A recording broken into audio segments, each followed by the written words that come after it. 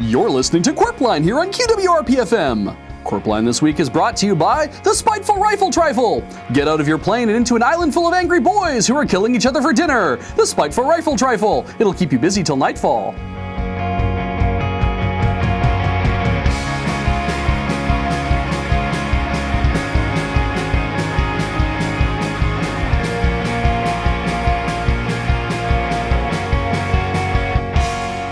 Good morning, Innsbruck! Big G Money here with A Train. How's it going, Alex? Properly aligned. Always good to hear. I dress to the left.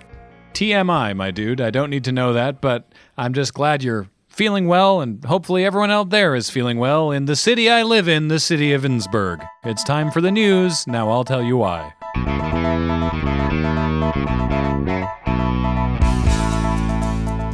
This week, you can come on down to the Novel Hovel to hear noted Leicester, Miami author Cheryl Burnett Poultice read from her latest book of poetry, Ode to Several Raccoons I Found Lodged in My Car's Radiator One Autumn Morning.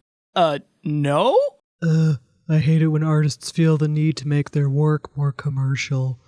I wouldn't bother going, Graham. Ode to Several Raccoons I Found Lodged in My Car's Radiator One Autumn Morning is just a pale shadow of Burnett Poultice's previous work, two dead swans rotting, occasionally turning, and then sinking into a stagnant pool. I would just stay home and reread that instead. Also no? Well, if you're looking for something else to do in town this weekend, Amateur Night makes its long-anticipated return at Piddler's Comedy Club on Saturday night after a 4-month hiatus for safety fence installation. Come try out your new material in Piddler's brand new ISO-certified Joke Delivery Zone.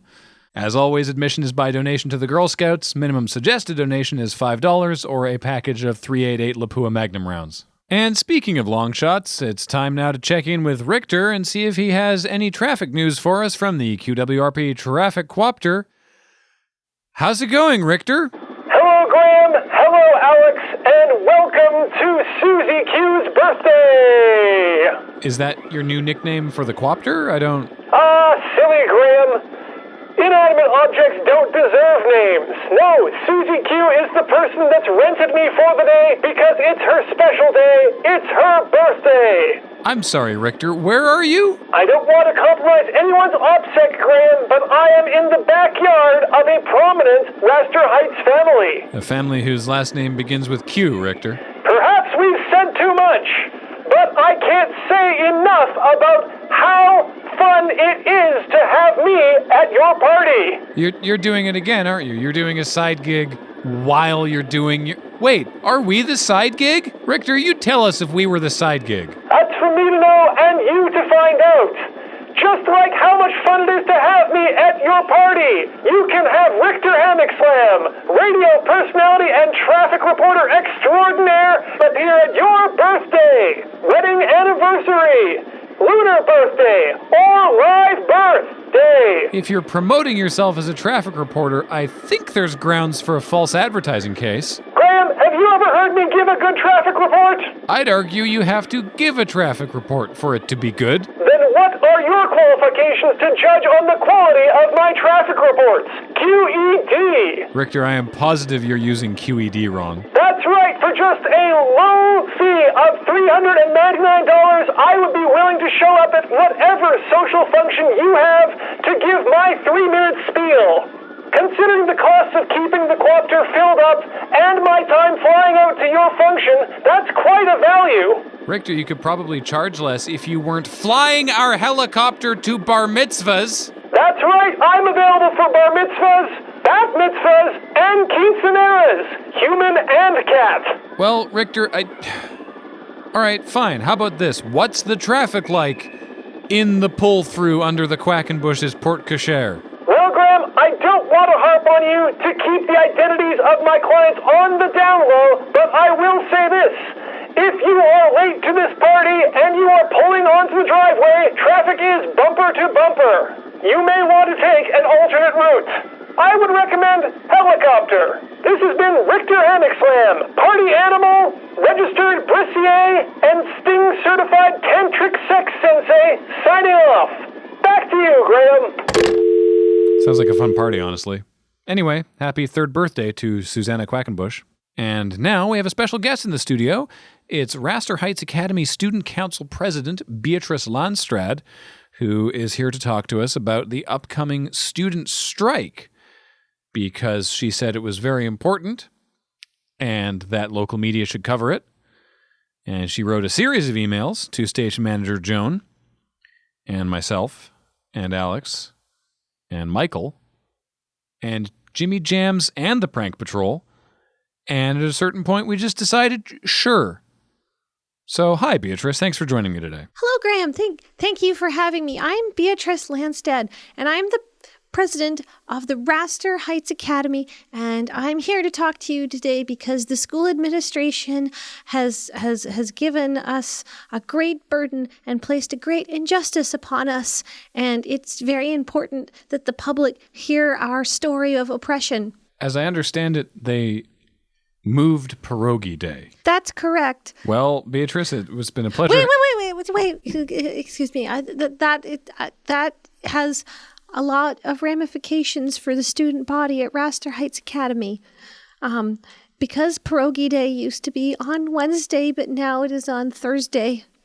That means that it directly conflicts with the sideball team practice, and the sideball players are unable to join the lineup, which means by the time that everyone on the sideball team and everyone who volunteers at the sideball team booster club, which I am vice president of, gets into line, all of the bacon and cheese pierogies are gone. So Spinach and ricotta is no substitute for the delicious smoky taste of bacon after a hard sideball practice or a hard session of cheering on the sideball team. They also raised the price of melon bread by 25 cents, which has placed undue financial hardship on a large portion of the 8th graders that attend our school. which portion? The manga club, of which I am the treasurer. I am also the president of the Radio Broadcast Club, so it is a great honor for me to be here in the same studio that Jimmy Jams and Afternoon Jams and the Prank Patrol will be in a mere few hours. Oh, well, can't really say you've had the full Jimmy Jams experience unless you've been downwind of him. So pierogies is why you're going on strike?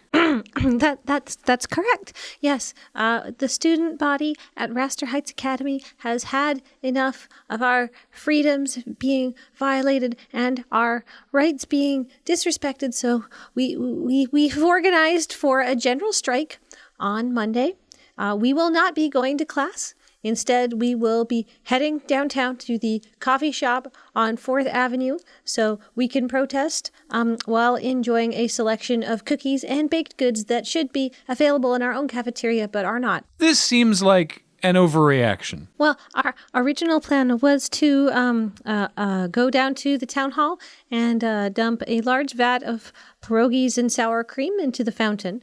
But after we negotiated down from that stance. So I feel this is a fair and measured response to the hardships that we are facing at Raster Heights Academy. Sounds like everyone's just cutting class. Well, while I can't speak to the motivations of all of my comrades at Raster Heights Academy, I believe this is a fair way to exercise our voice as free citizens in a democratic society, and also to block traffic because we will be blocking traffic.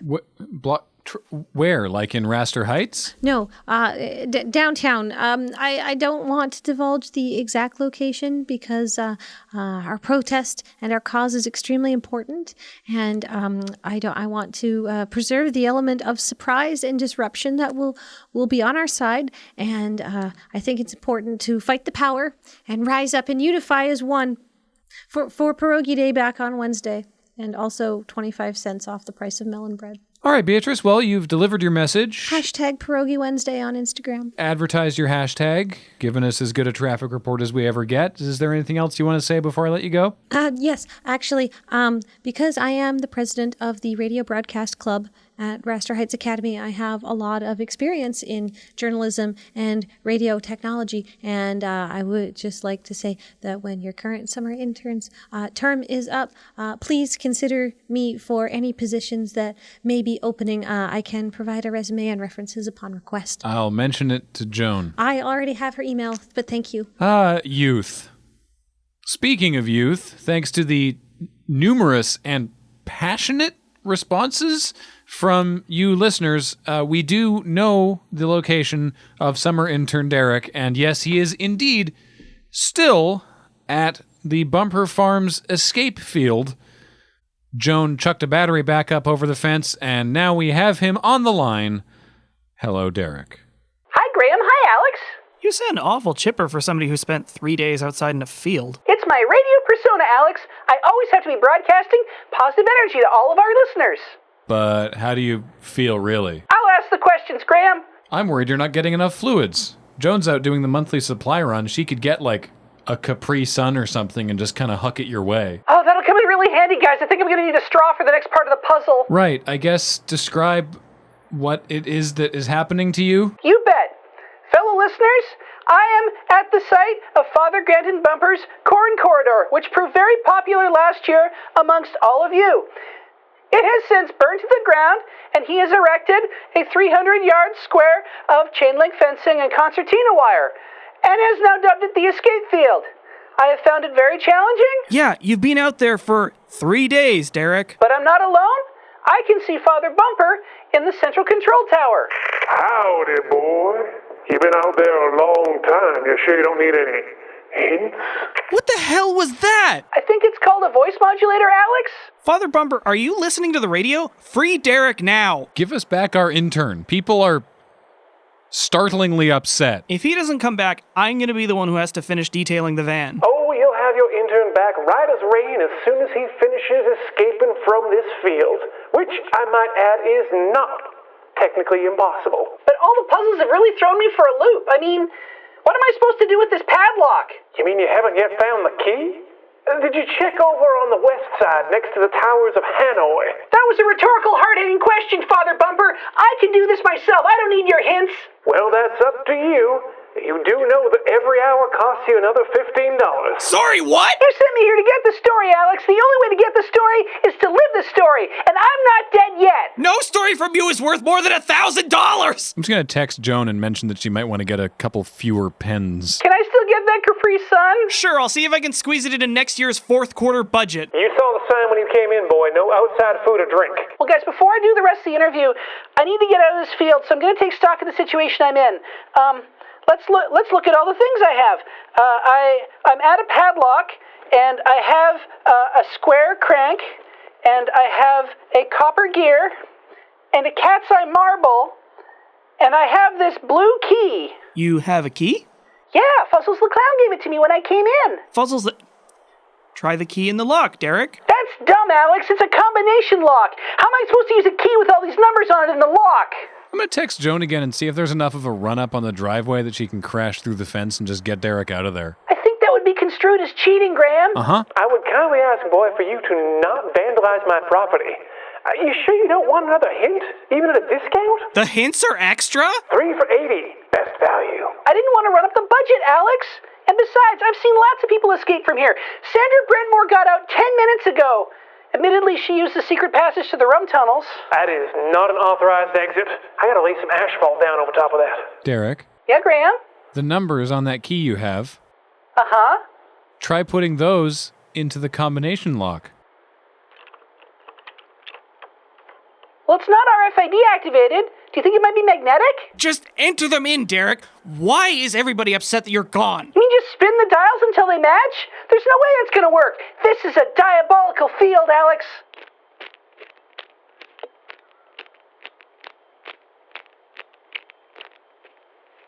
Oh, wow, it worked.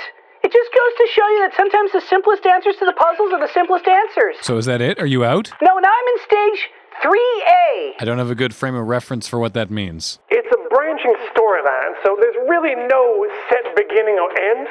You just have to find your own way to navigate this narrative. Could you navigate Derek to the exit, please? Oh, that's going to be a problem. Then he's going to have to start digging in the fields and locate the copper capybara. Whoa, spoilers, Father Bumper! Alternately, just let him out, so that I can stop reading this angry black fax. Y'all keep saying let him out like I've locked him in or something. What? Forcibly keeping people against their will is unethical and illegal. I'm not going to give up on my dreams. I started this puzzle and I'm going to see it through, even if it bankrupts the station. Derek, look, there's breaking news back here at the studio. And, the only thing that can break the news is hard-hitting questions. Oh my goodness, Father Bumper, I gotta go break the news. Can I come back here later and finish this? Oh, Derek, you're welcome to come back anytime. But remember, everyone who enters must pay a terrible price. $14.95 for the first hour. No free re-entry. Okay, well, now we have to find some sort of news that Derek might care about, which means it's time for the break. When we come back, let's hope it's sunny on Sunday for the first annual Innsbruck Mock Rock River Welk Walk for a Walk. Pardon me? Participants will traverse a 10-kilometer route of Innsbruck's most scenic culvert grid in support of the endangered Innsbruck Mock Rock River Welk. All funds raised by the Mock Rock River Welk Walk for a Walk will go to the organization and planning of a better fundraising walk later this year. I'm surprised they didn't think to sponsor the show. Well, maybe when they save up for that second walk. Stick around, more Qwerpline after this. You're listening to Qwerpline here on QWRP-FM. Thanks again to our sponsor, the Spiteful Rifle Trifle. Smack some boys with a cast iron griddle and do flips while riding Eastern European kerosene burners. The Spiteful Rifle Trifle. These antics are an eyeful.